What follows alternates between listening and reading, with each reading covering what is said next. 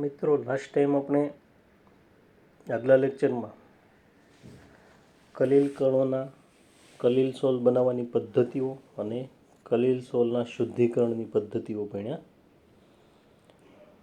હવે આપણે કલીલ કણો પરનો વીજભાર ચાર્જ. કલીલ કણો પર વીજભાર એ કલીલોની સ્થાયીતા માટે અગત્યનો છે. કલીલ કણો પરનો વીજભાર એની સ્ટેબિલિટીમાં મહત્વનો ભાગ ભજવે છે. એટલે વીજભારવાળો ટોપિક છે એ ખાસ સમજજો તમે, અને કઈ ટાઈપના પ્રશ્નો પૂછાયેલા છે એની આપણે ચર્ચા કરીશું.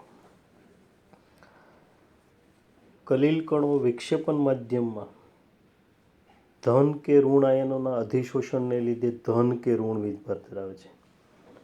ધન આયનોનું અધિશોષણ કરે તો ધન વીજભાર ધરાવે, અને ઋણ આયનોનું અધિશોષણ કરે તો ઋણ વીજભાર ધરાવે છે. હવે જ્યારે વિક્ષેપણ માધ્યમમાં બે કે વધારે આયનો હોય ત્યારે મુખ્યત્વે કલીલ કણોના વીજભારને સમાન વીજભાર ધરાવતા આયનોનું અધિશોષણ થાય. કોનું અધિશોષણ થશે? તો કે કલીલ કણોનો જે વીજભાર હોય એ વીજભારને સમાન વીજભાર ધરાવતા આયનોનું અધિશોષણ થાય. દાખલા તરીકે FeCl3 નું આપણે હાઇડ્રોલિસિસ કરીએ તો FeOH થ્રાઇસનું સોલ મળે છે. પણ આપણું વિદ્યુત વિભાજ્ય તરીકે FeCl3 લીધો છે. સોલ તરીકે FeOH થ્રાઇસ મળે છે. તો આ બંનેમાં સામાન્ય આયન કયો છે? Fe+3 આયન છે, બંનેમાં કોમન છે. એટલે Fe+3 આયનોનું આ જે કલીલ કણો છે એની સપાટી પર અધિશોષણ થાય અને એ સોલ ધન વીજભારિત સોલ બનશે. એટલે FeOH થ્રાઇસનું સોલ ધન વીજભારિત હોય છે. બરાબર? કારણ કોનું અધિશોષણ થાય છે અહીંયા? Fe+3નું. એટલે FeOH થ્રાઇસની સપાટી પર Fe+3 અધિશોષણ પામે અને આ રીતે બને છે FeOH થ્રાઇસ. Fe+3 આ રીતે લખાય છે. એમાં Fe+3 આયનો છે એ સોલ સાથે જોડાયેલા રહે છે. એટલે એને આપણે ફિક્સ પાર્ટ અથવા કોમ્પેક્ટ પાર્ટ અથવા કોમ્પેક્ટ લેયર કહીએ છીએ. અને Cl- આયનો મુક્ત થઈ શકે છે. એટલે આપણે એને ડિફ્યુઝ પાર્ટ અથવા તો ડિફ્યુઝ લેયર બરાબર તરીકે ઓળખીએ છીએ. ચલિત કલા છે. સેમ વે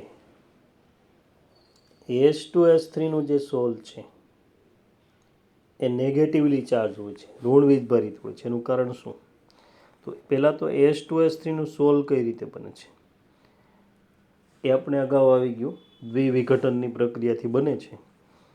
તો અહીંયા H2S3નું સોલ બને છે. તો H2S3 H2O3ની H2S સાથેની પ્રક્રિયાથી બને છે. એમાં H2S વિદ્યુત વિભાજ્ય છે. તો અહીંયા અને સોલ છે H2S3નો. તો બંનેમાં કોમન આયન કયો છે? કોમન આયન બંનેમાં S-2 આયન કોમન આયન છે. કયો આયન કોમન છે? S-2 બંનેમાં કોમન છે. એટલે S-2નું આની સપાટી પર અધિશોષણ થશે. S-2નું અધિશોષણ થાય એટલે સોલ ઋણ વીજભારિત બને છે. એમાં H2S-3 વાળો ભાગ છે, H2S3 ને S-2 એ ફિક્સ પાર્ટ કહેવાય. બરાબર? અને આ H+ છૂટા પડી જાય એ ડિફ્યુઝ પાર્ટ તરીકે ઓળખાશે. હવે આપણે સિલ્વર આયોડાઇડના સોલની વાત કરીએ છીએ. AgNO3ના સંપર્કમાં રહેલું Agi નું સોલ છે. Ag+ આયનોના અધિશોષણને લીધે ધન વીજભાર ધરાવે છે. જ્યારે Ki ના સંપર્કમાં રહેલું Agi નું સોલ I- આયનોના અધિશોષણને લીધે ઋણ વીજભાર ધરાવે છે. અહીંયા AgNO3નું સોલ બને છે, Agi નું સોલ બને છે. તો AgNO3 અથવા આના જે પદાર્થો છે AgNO3 અને Ki લેવામાં આવે છે. AgNO3 plus Ki.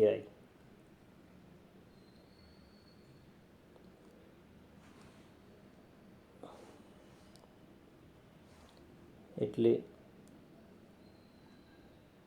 સોલ જે બનશે એ કોનું બનશે? AgI નું સોલ બને છે. અને KNO3 છે એ છૂટું પડશે.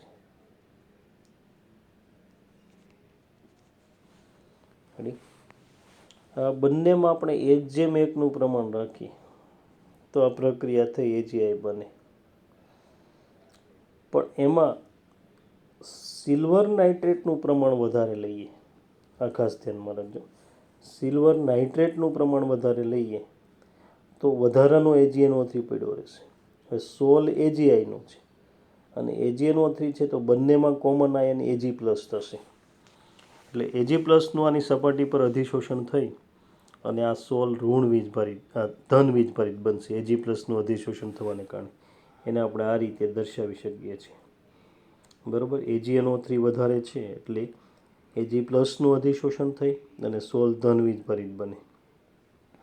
પણ Ki નું પ્રમાણ વધારે હોય તો બંનેમાં સોલ AgI નું છે, Ki નું પ્રમાણ વધારે છે તો બંનેમાં કોમન આયન I-, તો અધિશોષણ I- નું થશે અને આ સોલ ઋણ વીજભારિત બને છે. બરાબર. એટલે આ રીતે સોલ ધન વીજભારિત અથવા ઋણ વીજભારિત એકનું એક જ સોલ છે, AgI નું સોલ જ છે, પણ એ ધન વીજભારિત પણ હોઈ શકે છે અને ઋણ વીજભારિત પણ હોઈ શકે છે. હવે આ પ્રશ્ન NEET 2019માં પૂછાઈ ગયો. NEET 2019માં આનો પ્રશ્ન આવી ગયો હતો કે સોલ નીચેના પૈકી કયું સોલ ધન વીજભારિત બનશે. એમાં આપ્યું હતું કે આ બે વિદ્યુત વિભાજ્ય આપ્યા હતા AgNO3 ને Ki 100 મિલી 0.1 નોર્મલ કે 0.1 મોલર AgNO3 વત્તા 100 મિલી 0.1 મોલર Ki. તો આ તો બંને સરખું પ્રમાણ. ધન વીજભારિત સોલ બનાવવું હોય તો કોનું પ્રમાણ વધારે હોવું જોઈએ? AgNO3 નું. એટલે એની કદ સરખા આપ્યા હતા તો આમાં જેની સાંદ્રતા વધારે હોય એ સોલ ધન વીજભારિત બને. બરાબર. એટલે 2019માં પ્રશ્ન પૂછાઈ ગયો.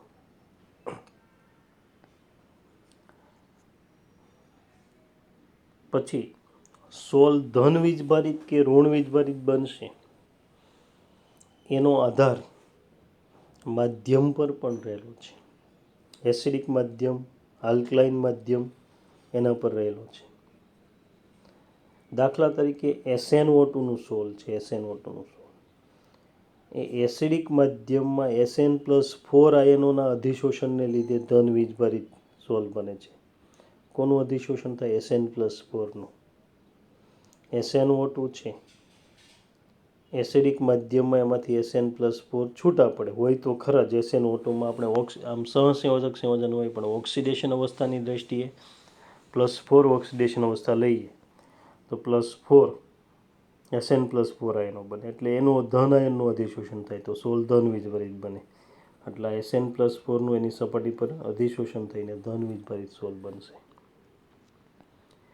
પરંતુ આ જ સોલ આલ્કલાઇન માધ્યમમાં હોય, આલ્કલાઇન માધ્યમ હોય આ સોલ તો ઋણ આયન બને છે. આલ્કલાઇન OH- ની હાજરીમાં SnO3 - 2 બને છે. તો આની સપાટી પર SnO3 - 2 નું અધિશોષણ થાય એટલે સોલ ઋણ વીજભારિત બને છે. એટલે સોલ ધન વીજભારિત હશે કે ઋણ વીજભારિત એનો આધાર એ માધ્યમ પર પણ રહેલો છે. ધ્યાનમાં રાખજો. હવે તમને કેટલાક ધન વીજભારિત અને ઋણ વીજભારિત સોલના ઉદાહરણ આપેલા છે, ધ્યાનમાં રાખવાના. મોટા ભાગે આપી દે છે કે ધન વીજભારિત છે કે ઋણ વીજભારિત. ક્યારેક એનો પ્રશ્ન આવી શકે. એટલે નેગેટિવલી ચાર્જ કોલોઇડ્સ છે, ઋણ વીજભારિત સોલ છે, એમાં ધાતુઓ જેવી કે ગોલ્ડ છે, સિલ્વર છે, પ્લેટિનમ છે, પછી હમણાં વાત કરીએ આપણે આર્સેનિક સલ્ફાઇડ છે, H2S3, સ્ટાર્ચ છે, ક્લે માટીનું સોલ છે અથવા કાદવવાળું પાણી હોય તો એ ઋણ વીજભારિત માટીના કણો હોય છે. સ્મોક છે, ધુમાડો, એ કાર્બનના ઋણ વીજભારિત કણોનો બનેલો હોય છે.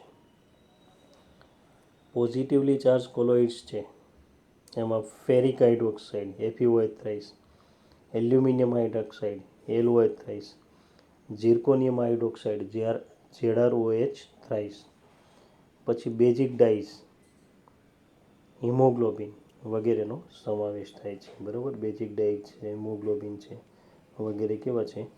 ધન વીજભારિત સોલ છે. હવે એમાં આગળ જોઈએ આપણે, ચાર્જને લગતો ટોપિક છે. ઇલેક્ટ્રિક ડબલ લેયર અથવા Helmholtz electric double layer. Electric double layer અથવા હેલ્મહોલ્ટ્ઝ ઇલેક્ટ્રિક ડબલ લેયરની વાત કરીએ આપણે. બરાબર, તો અહીંયા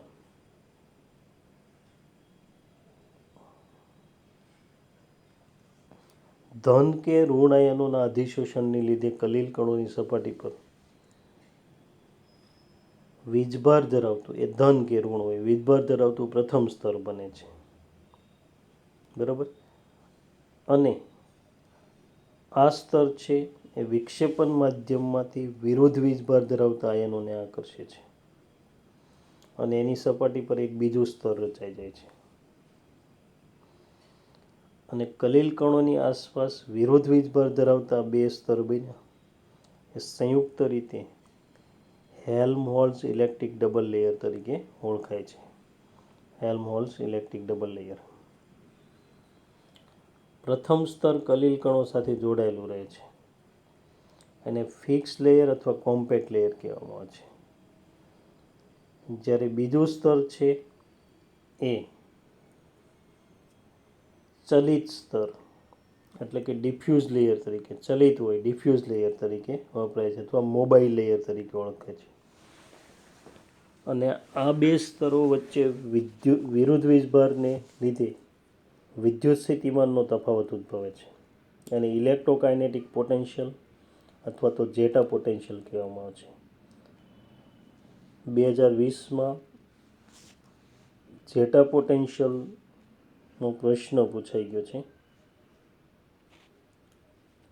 કોના માટે જવાબદાર? કલીલોની સ્થાયીતા માટે, કારણ કે જેટા પોટેન્શિયલ છે વીજભાર સાથે સંકળાયેલું છે. બરાબર, નીટ 2020માં પ્રશ્ન પૂછાઈ ગયો. અને સૂત્ર આમ ધ્યાનમાં રાખવાનું નથી તમારે.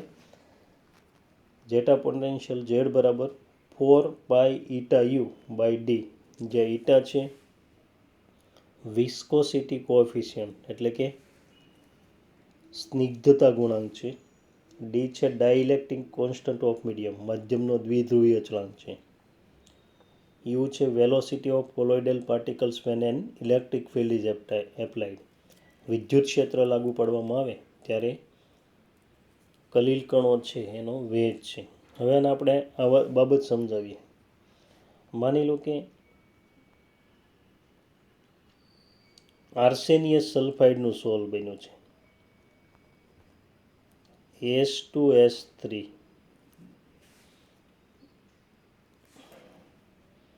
સોલ શાનું છે? S2S3નું સોલ છે. હવે હમણાં આપણે વાત કરી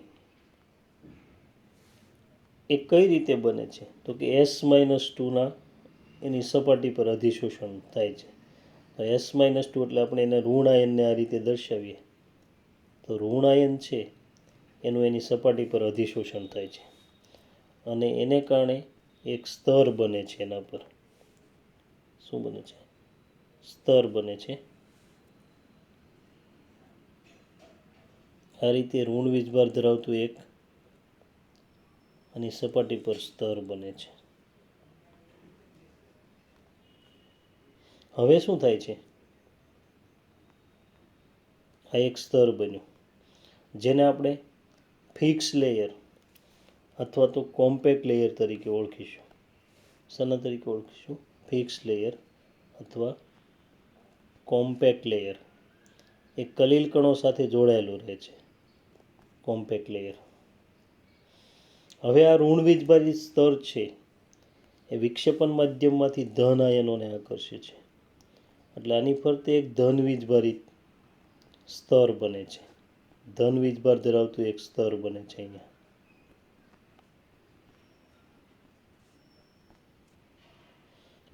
પહેલું સ્તર છે એ કલીલ કણો સાથે જોડાયેલું રહે છે.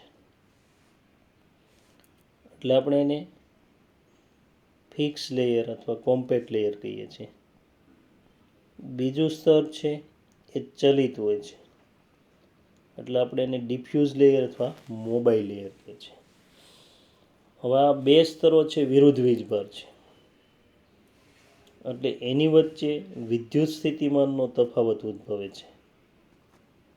અને વિદ્યુત સ્થિતિમાનનો જે તફાવત ઉદ્ભવે એને જેટા પોટેન્શિયલ કહે છે, જે કલીલ કણોની સ્થાયીતા માટે જવાબદાર છે. એટલે સ્થાયીતાવાળો વિકલ્પ હતો, બરાબર. જેટા પોટેન્શિયલ કોની સાથે સંકળાયેલું છે? કલીલ કણોની સ્થાયીતા સાથે સંકળાયેલું છે. એટલે આ એક ધ્યાનમાં રાખજો તમે, બરાબર. આ જે સેકન્ડ લેયર છે એને શું કહીશું આપણે? આ લેયરને ડિફ્યુઝ લેયર.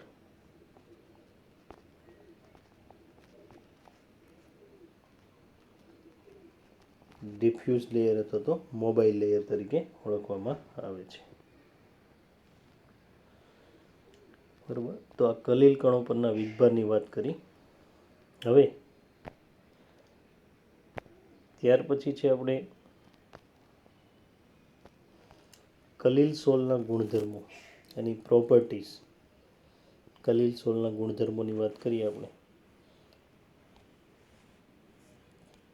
તો સંખ્યાત્મક ગુણધર્મો એટલે કોલિગેટિવ પ્રોપર્ટીઝ. સંખ્યાત્મક ગુણધર્મોનો તમે દ્રાવણોવાળા યુનિટમાં અભ્યાસ કરેલો છે. કલીલમાં સોલ સંખ્યાત્મક ગુણધર્મો જેવા કે બાષ્પ દબાણનો ઘટાડો છે, ઠાર બિંદુ અવનયન એટલે કે ડિપ્રેશન ઇન ફ્રીઝિંગ પોઈન્ટ, ઉત્કલન બિંદુ ઉન્નયન ઇલેવેશન ઇન બોઇલિંગ પોઈન્ટ, અને અભિસરણ દબાણ ઓસ્મેટિક પ્રેશર ધરાવે છે. અને પોલિમર પદાર્થો છે એના કણો મોટા હોય એટલે વિક્ષેપિત કલાનો મોલંશ ઓછો મળે. અમુક જથ્થો લઈએ તો એમાં ઓછા કણો આવે, અને એને કારણે સંખ્યાત્મક ગુણધર્મોમાં નોંધપાત્ર ફેરફાર જોવા મળે નહીં. પણ એક અભિસરણ દબાણ છે એમાં નોંધપાત્ર ફેરફાર જોવા મળે. એટલે માત્ર અભિસરણ દબાણનો ઉપયોગ કરી અને પોલિમર પદાર્થનો આણ્વીય દળ નક્કી કરવા અસંખ્યાત્મક ગુણધર્મોનો ઉપયોગ થાય છે. બીજો એનો ગુણધર્મ છે પ્રકાશીય ગુણધર્મ, જેના સંદર્ભમાં આપણે ટિન્ડલ અસર ભણવાનું છે. ટિન્ડલ ઇફેક્ટ. ટિન્ડલ અસર કોને કહીશું? તો પ્રકાશના કિરણને અંધારામાં મૂકેલા કલીલમય દ્રાવણમાંથી આપણે પસાર કરીએ તેનો માર્ગ પ્રજ્વલિત થાય છે. આ જે ઘટના છે એને આપણે ટિન્ડલ અસર તરીકે ઓળખીએ છીએ, બરાબર. પ્રકાશનું કિરણ છે અંધારામાં મૂકેલા કલીલમય દ્રાવણમાંથી આપણે પસાર કરીએ તેનો માર્ગ પ્રજ્વલિત થાય છે. પ્રજ્વલિત થયેલો માર્ગ છે એને ટિન્ડલ શંકુ કહીશું આપણે.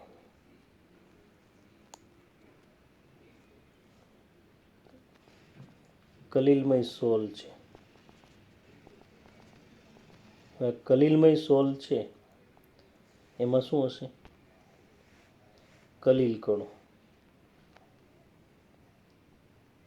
કલીલ કણો હશે. એ કલીલ કણો આ મધ્યમાં રહેલા હોય છે. આ રીતે કલીલ કણો રહેલા હોય છે. હવે આમાંથી આપણે પ્રકાશનું ત્રાંસું કિરણ પસાર કરીએ.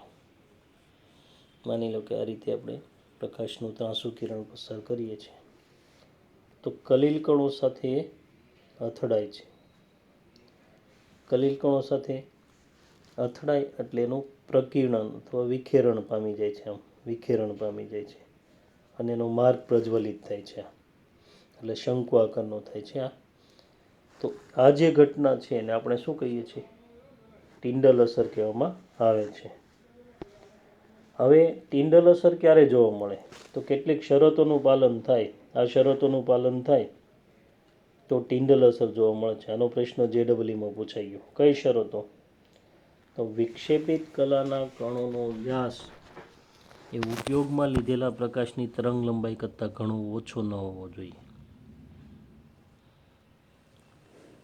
વિક્ષેપિત કલાના કણોનો વ્યાસ કણો નાના હોય તો પ્રકાશનું પ્રકીર્ણન કરી શકે નહીં. એટલે એનો વ્યાસ તરંગ લંબાઈ કરતાં ઘણો ઓછો ન હોવો જોઈએ. બરાબર, જે આપણે આ પ્રકાશ લઈએ છીએ અહીંયા એની તરંગ લંબાઈ કરતાં ઓછો ન હોવો જોઈએ. આ એક શરત. બીજી શરત છે, વિક્ષેપિત કલા અને વિક્ષેપણ માધ્યમના વક્રી ભ્રમણાંક વચ્ચે વધારે તફાવત હોવો જોઈએ. પૂરતો તફાવત હોય તો જ પ્રકાશનું કિરણ વાંકું વળે છે, ત્રાંસું થાય છે. બરાબર, એટલે એના વક્રી ભ્રમણાંક વચ્ચે વધારે તફાવત હોવો, પૂરતો તફાવત હોવો જોઈએ. આ બે શરતોનું પાલન થાય તો આપણને ટિન્ડલ અસર જોવા મળે છે. હવે ટિન્ડલ અસર શા માટે જોવા મળે છે એની ચર્ચા કરીએ. તા વિક્ષેપિત કલાના કણો છે, બરાબર, એ પ્રમાણમાં મોટા હોય સાચા કણો કરતાં, સાચા દ્રાવણના કણો કરતાં. એટલે આ પ્રકાશનું પ્રકીર્ણન કરી શકે છે. અહીંયા સાચા દ્રાવણમાં ટિન્ડલ અસર જોવા ન મળે. ગ્લુકોઝનું દ્રાવણ હોય તો ટિન્ડલ અસર દર્શાવે નહીં. કારણ શું? કારણ કે આ જે કણો છે એ નાના હોય, સાચા દ્રાવણના કણો, એટલે પ્રકાશનું પ્રકીર્ણન કરી શકતા નથી.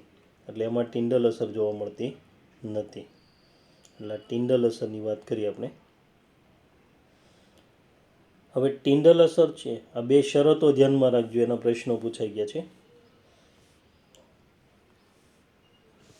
ટિન્ડલ અસરના ઉદાહરણ: blue colour of sky and C water. એના એક્ઝામ્પલ્સ લઈએ આપણે તો આકાશ અને પાણીનો, સમુદ્રનું પાણી છે એનો રંગ બ્લુ દેખાય છે. કારણ કે અહીંયા આકાશમાં જે ધૂળના રજકણો હોય છે એ પ્રકાશનું પ્રકીર્ણન કરે છે. એમાં બ્લુ કલર છે એનું પ્રકીર્ણન સૌથી વધારે થાય, એટલે દૂર સુધી પહોંચી શકે છે. બ્લુ કલર છે એ દૂર સુધી પહોંચી શકે છે.